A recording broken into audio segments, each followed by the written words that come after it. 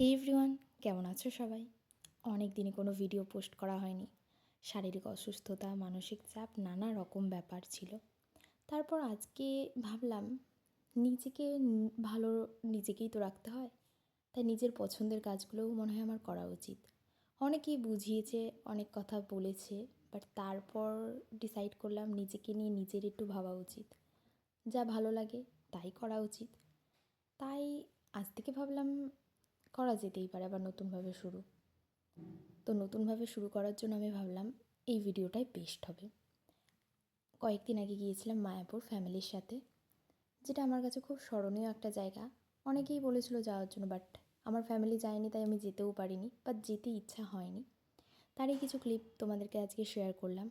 এরপর থেকে অনেক ভিডিও জমে রয়েছে, যেগুলো তোমাদের সাথে শেয়ার করতেই থাকবো।